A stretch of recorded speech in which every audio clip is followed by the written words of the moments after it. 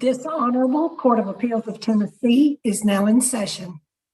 Thank you, Ms. Lindsay. And on behalf of Judge Stafford and Judge Golden, we welcome Mr. Gold and Ms. Lentz, and thank you for participating in this oral argument, which we are live streaming for the public viewing. We will conduct the hearing in the same manner as if we were all together in the courtroom. Each of you has 15 minutes to argue, and the appellant has reserved some of that for rebuttal. Unless there are announcements, I'll ask Ms. Lindsay to call the case.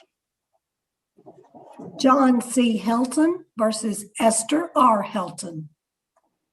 Mr. Gold, you have the floor. Thank you, Your Honor.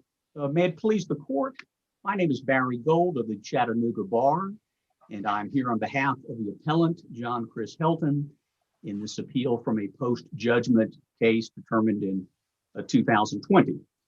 The appeal presents a single issue from the appellant's perspective, and specifically, whether the trial court erred in adjudicating Mr. Helton to be in contempt when Mr. Helton did not have the ability to comply with the court-ordered support obligation.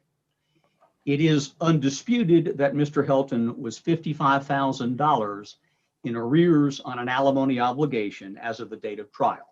It also was undisputed that Mr. Helton's defense at trial was his inability to pay, and it is respectfully submitted that the proof at trial established that Mr. Helton did not have the ability to pay the court-ordered alimony obligation. And lastly, it is undisputed that the trial court made no finding that Mr. Helton had the ability to pay his court-ordered obligation. Mr. Gold, let me ask you a question. I understand your argument about the contempt. In this case, the judge didn't incarcerate your client and require him to come up with a purge payment to be released from jail or anything like that. He really didn't assess any penalties against your client, did he? He did not, Your Honor. He did not assert a purge amount and did not incarcerate him. That is true. All right, and assuming that Judge Akery was correct about the fact that transitory alimony is non-modifiable, and you have an MDA, which essentially is a contract, I'm sort of having a hard time when you get beyond the fact that it was called, that he found him and called it civil contempt. What the problem is with the result here, because essentially what he did was render a judgment against your client for $55,000 on a non-modifiable amount that your client unquestionably owed, and then awarded attorney's fees that would otherwise be allowed to be provided under the MDA and or the statute. So you take away the contempt idea here that you're complaining about, for which he was not assessed any penalties. And what's the problem here? Thank you for the question, Judge Golden. A couple of problems. My understanding and my reading of the law in Tennessee is that civil contempt would also require 4 findings, the last of which is the essential finding in this case, which is the finding of willfulness. Now, absent proof of an ability to pay, and we reference this in the Ahern case, absent proof of an ability to pay, it is not willful to not pay. In other words, we are taking away completely that 4th element, absent a finding of ability to comply with the order. And we're dealing with a practicing attorney, referring to Mr. Helton, a sitting judge, referring to Mr. Helton, and the consequence of the court adjudicating him in contempt when there is no finding of a willfulness, an ability to pay which he did not comply with, that has some substantial consequences. Otherwise, we are removing the willfulness requirement altogether if we simply say knowledge of an order and non-compliance would place you in contempt. We submit that when the order requires the payment of money, there must be a finding of ability to pay before a party can be held in contempt. All right, let me ask you this. Let's say that Mrs. Helton had come in and said, he's behind on his child support, or excuse me, behind on his alimony. I want to reduce it to judgment. Didn't ask for contempt. Would we be in the same, potentially be in the same place here? Is that, if we agree with you that he was not held, that he should not have been held in contempt, but that Mrs. Helton is entitled to a judgment for the arrearage, is that what you're seeking, just to say he wasn't held in contempt? That is correct, Your Honor. She is entitled to a judgment for the amount owed. She is entitled to the attorney's fees as awarded by the trial court. The distinction is, again, we have a sitting judge, a practicing attorney, with an adjudication that he willfully failed to comply with the court's order. That is the only issue that we are appealing, is the willfulness requirement. And again, respectfully, it does matter given the context of the case. We've not appealed the arrearage amount. We have not appealed the arrearage judgment or the attorney fee amount. It is the absence of any finding of willfulness. And we maintain the proof that establishes he was not willful, he was unable to comply. And so the relief we're asking is that the finding of contempt be set aside. We are not seeking to set aside the order awarding her the arrearage amount or the attorney's fees on that. Okay, that clarifies it for me. Thank you very much. Yes, sir. And thank you for asking the question. Judge, if I may, Your Honors, very briefly, because there is a— ask you a question. Yes, What do you understand willful to be in this context, Mr. Gold? Your Honor, I would say that willful would require for an order directing the payment of money, as we have in this case, would require the court find a present ability to pay that money. And absent such a finding, the contempt would not stand. A judgment for the non-payment, yes, but not contempt. Yeah, let me ask you one other question in relation to that. Does it require the ability to pay that money or any money? In other words, if your client has resources to make some payment, perhaps not the entire payment, but has chosen not to pay anything, does that qualify as willful? And Your Honor, the short answer to that is the argument asserted in this case was that the knowledge of the order and not compliance by itself amounted to contempt, as opposed to not full compliance with that order. I would maintain it. What was the evidence here?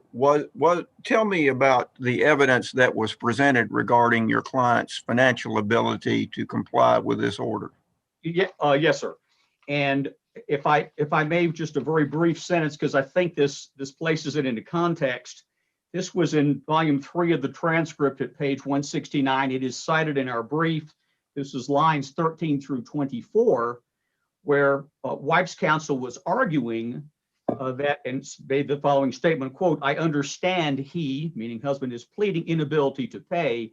It is our position that claim isn't supported by the proof.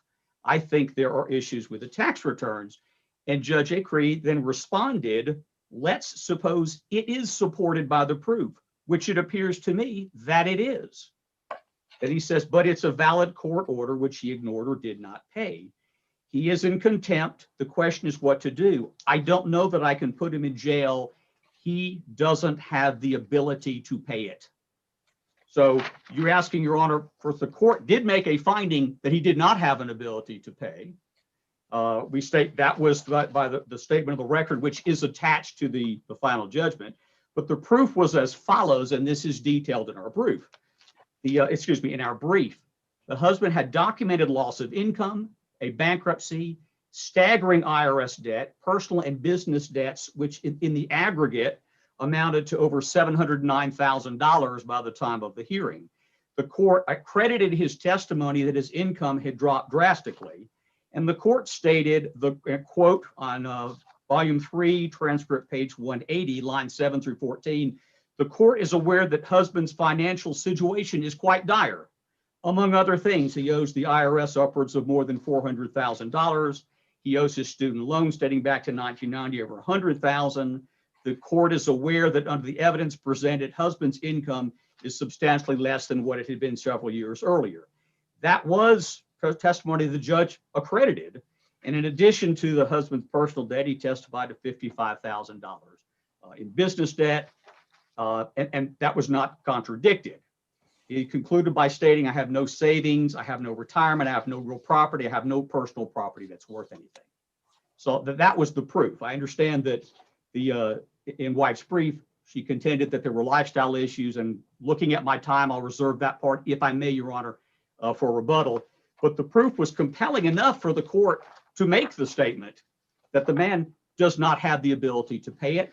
His financial situation is dire, and his had suffered a serious financial reversals. Again, the relief we're requesting is not to set aside the determination that he owes money on a non-modifiable arrearage for alimony. He does owe that money. We don't dispute that.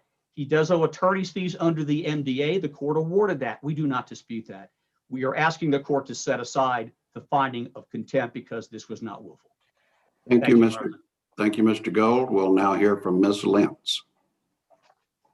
Good afternoon. May it please the court. I'm Catherine Lentz from Grant, Cumberland, Lincoln, Harrison on behalf of appellee Esther Helton. Your Honor, I think Mr. Gold has outlined the issues in this case. Mr. Helton is appealing the trial court's adjudication of contempt. Your Honor, we have laid out for the court our belief that Judge Acree did not, in fact, did not abuse his discretion in adjudicating Mr. Helton to be in contempt. While I am intimately familiar with the standard for contempt of court as outlined in the Convalinka case, I would suggest to the court, as outlined in our brief, that in the context of non-payment of a domestic obligation such as child support or alimony, the review is a little bit different. The first prong is for my client as the petitioner to show that Mr. Helton did not comply with a valid court order. As Mr. Gold has articulated, that is not in dispute here. It's undisputed that Mr. Helton did not comply with the party's 2016 final decree. That said, the burden then shifted to Mr. Helton to show that after a good faith effort to pay, he is unable to do so. This is where the parties disagree. Mr. Gold has asserted that he feels the proof at trial shows that Mr. Helton did not have the ability to pay. Your Honor, our position is that while Mr. Helton did in fact pay his alimony obligation for a period of time, that it is undisputed after March of 2019, Mr. Helton unilaterally and without authorization of the court ceased paying anything relative to his transitional alimony obligation. Your Honor, it's our position, and I believe the proof showed this at trial, that Mr. Helton did not in fact make a good faith effort after March of 2019 to pay anything towards his support. I believe that the proof showed at trial that Mr. Helton's income as late as 2018 was approximately $110,000 a year, as reflected in trial exhibits 12 and 13. Mr. Helton's 2019 profit and loss statement that was produced the morning of trial, Your Honor, bluntly, was suspect. It's our position that there were numerous unexplained expenses ranging anywhere from $5,500 to $32,000. There were other high and unexplained expenses. Mr. Helton ran his personal alimony obligation through his business entity, all of which had the effect of substantially reducing his income on paper. Did you question Mr. Helton about these alleged discrepancies? I did, Your Honor. That is outlined in page 11 and 12 of our brief with citations to the record, specifically on some of the personnel expenses, I believe, some of the payroll expenses. Mr. Helton just said, I don't know. I don't have an explanation. So yes, Your Honor, we did question Mr. Helton relative to those expenses. And did the trial court make specific findings regarding the ability to pay of Mr. Helton? Your Honor, I disagree with Mr. Gold that the trial court did that. I believe that the trial court made specific findings that specifically pertain to Mr. Helton's debt. The court, Judge Acree, specifically said that Mr. Helton's financial situation was dire and specifically referenced the IRS debt. That debt became due or was assessed against Mr. Helton after the parties were divorced. Some of that debt existed at the time that the parties were married and were divorced, specifically his student loans. Where Mr. Gold and I disagree is that I do not believe the court made a specific finding as to his, quote, inability to pay. What the court did said, and Mr. Gold is correct, and I've referred to it in our brief as dicta, I believe that Judge Acree, in the context of contemplating the remedy of incarceration for Mr. Helton, said, I can't throw him in jail. He cannot pay it. He cannot pay the $55,000. So, Your Honor, I would say, and maybe that is splitting hairs, but I would say that that was dicta and that statement was made in the context of the remedy of incarceration. I don't think I was specific enough about my question. I I'm sorry, Your apologize. Honor. What I'm trying to ascertain is, did the trial court make a specific finding that Mr. Helton had the ability to pay based upon his current financial condition? No, Your Honor, Judge Acree did not. Specifically, Okay, so assuming that to be correct, that we don't have a specific finding that Mr. Helton had the ability to pay, where does that leave us with the contempt analysis? well, Your Honor, as I was kind of going through the three-pronged test that's articulated in Ball v. Ball, it's our position that Mr. Helton wasn't able to show that he was unable to pay, or so the burden shifted back to Ms. Helton. I believe she carried that. Your Honor, I concede that Judge Acree did not specifically find, he did not explicitly say that Mr. Helton had the ability to pay. Your Honor, I would suggest that the worst case scenario would be that the court could remand the matter back for a specific finding. Well, assuming the trial court didn't make that finding, and I think the law is fairly straightforward, that before we can find someone in contempt, we've got to make sure they've got the ability to comply with the order. That's problematic as far as this contempt finding is, don't you think? Well, yes, Your Honor. The court did specifically find that Mr. Helton did unilaterally cease his paying of the transitional alimony without the authority of the court. So, Your Honor, I do think that Judge Acree did make a specific finding that Mr. Helton did not obey the order of the court. I concede that he did not specifically find an ability to pay. Isn't that more a criminal contempt matter than a civil contempt matter? I.e., if Mr. Helton failed to or reduced his payment or quit paying, then before, if it's a civil contempt matter, then obviously Mr. Helton has to be able to remedy that situation. If it's a criminal contempt matter, then the court is going to take whatever action it needs to preserve the decorum of the court. So we've got maybe a different issue there. I don't know. Perhaps not. Well, and Your Honor, at the outset of the trial on February the 14th of 2020, we did stipulate that it was a civil contempt finding that Ms. Helton was requesting. I have pointed out Mr. Gold relies upon the case of Ahern, I think I'm saying that right, Ahern, for the proposition that there does have to be a specific finding of ability to pay. And I did attempt to distinguish that case by pointing out that, in fact, that case is and did deal with a criminal contempt proceeding.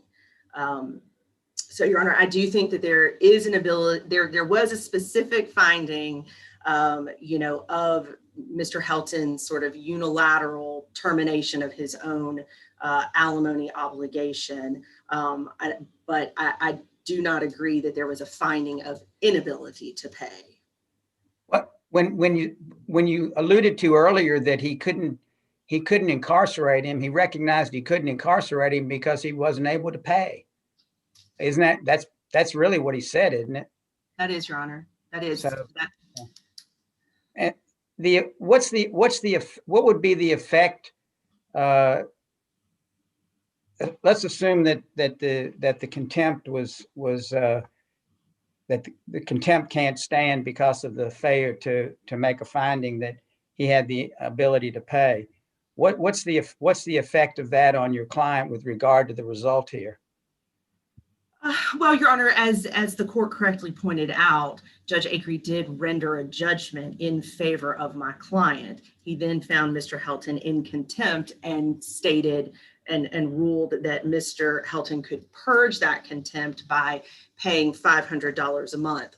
So I suppose if this court, if the finding of contempt was removed, that simply sort of negates that purge payment plan. I guess someone can come into court essentially that can't afford to pay a full judgment and can have the court set a payment plan anyway, can't they? Yes, Your Honor. So, I mean, essentially that sounds like that's what the judge was doing here, was setting a payment plan that he thought Mr. Helton could afford to pay. I think so. All right. Do you want to address the attorney's fees? Your Honor, just very briefly, as the court questioned Mr. Gold, I think that Ms. Helton was entitled to an award of her attorney's fees under the non-compliance provision of the parties' marital dissolution agreement, which is paragraph 6, and also under the statute. The court did award Ms. Helton $5,000 of her attorney's fees. Ms. Helton, however, testified at trial that without trial preparation and trial itself, she had incurred $14,000 in attorney's fees. It took us 22 months to move the matter to trial. We had instituted the original contempt proceedings in April of 2018 relative to the non-compliance with the student loan provision, repayment of the student loans. And then obviously we amended in 2019 once the alimony became an issue.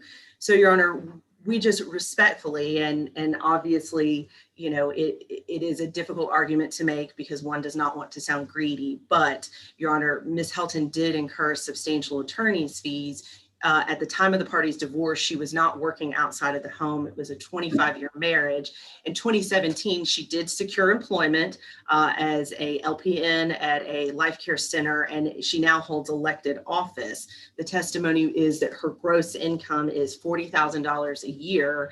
However, she has been forced to deplete her savings account and utilize credit cards to sort of make ends meet without the alimony. So it was just our request and our assertion respectfully that Judge Acree erred in awarding her less than half of her then attorney's fees.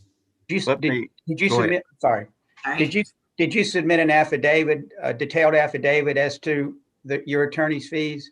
Your Honor, we did not. Ms. Helton testified at trial what she had incurred as of that date, and Judge Acree ruled from the bench that she was entitled to $5,000 of her attorney's fees. So there was never any proof put forward as to what your detailed attorney's fees were? No, Your Honor, there was not. So the court never had an opportunity to determine whether the reasonableness of the attorney's fees? That is correct, Your Honor. All right, thank you. Sorry, Judge Stafford. No, you asked my question. And you've both asked my questions. Ms. Lentz, There we go. Do you have anything further? No, Your Honor, I do not. I would just state to the court that I do not think, actually, Your Honor, no further, nothing further. Okay, all right, very good. Thank you, Ms. Lentz. Mr. Gold, your rebuttal. Oh, thank you, Your Honors. Your Honors, I believe you have focused on the central issue here. I have in front of me a copy of the Ahern case. The Ahern case was in the context of a criminal contempt, but there's nothing in the decision which would so limit it. It is a Tennessee Supreme Court decision referencing the contempt statute, and there's a finding, excuse me, a ruling, Your Honor, page 79, for the court to find Ahern's failure to pay alimony and child support was contemptuous. The court first must determine that Ahern had the ability to pay at the time which the support was due, and then determine that the failure to pay was willful.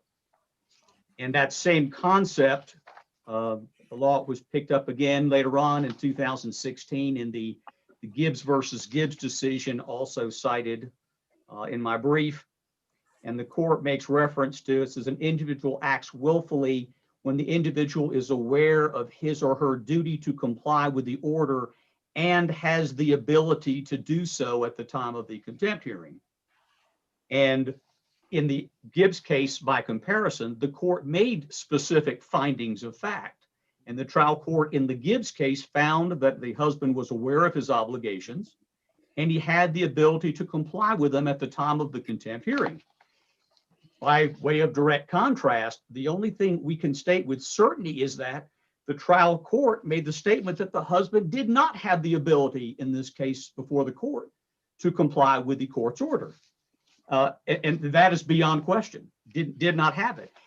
This be by rough analogy, if the court order had directed him to bench press 300 pounds and he was aware of that order, but he did not have the ability to do that, he certainly would not be in compliance with the order, but absent a present ability to do that, he would not be in contempt. He would be in non-compliance. The outcome, as your honors have pointed out, in terms of Mrs. Helton's result is functionally quite similar. She is entitled to a judgment for the arrearage. The court found this was non-modifiable alimony, calculated the amount owing to her, and she's entitled to that amount.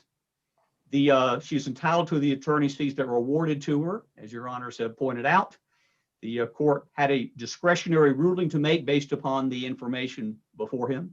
He made a ruling as to the amount of attorney's fees that he deemed appropriate in the case, and there is no proof or basis to depart from that ruling.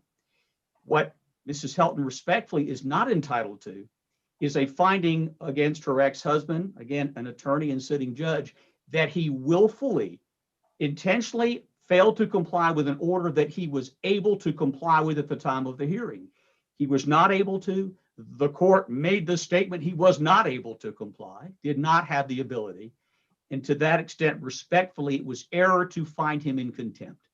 The rest of the trial court's ruling respectfully should stand, but the determination of the contempt is not supported by the proof. More importantly, there is no finding of his ability to comply, and the statement from the trial judge is directly to the contrary. He's unable to comply.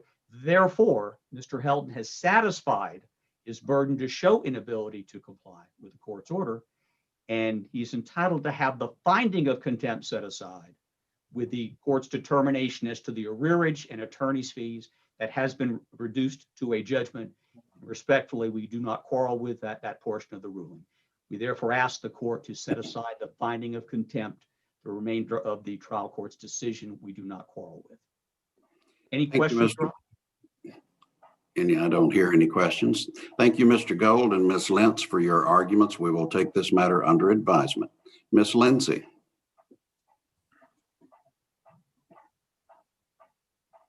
This honorable court is now in recess. Thank you, Ms. Lindsay, and counsel, you may exit the Zoom meeting. Thank you, Your Honor. Thank you.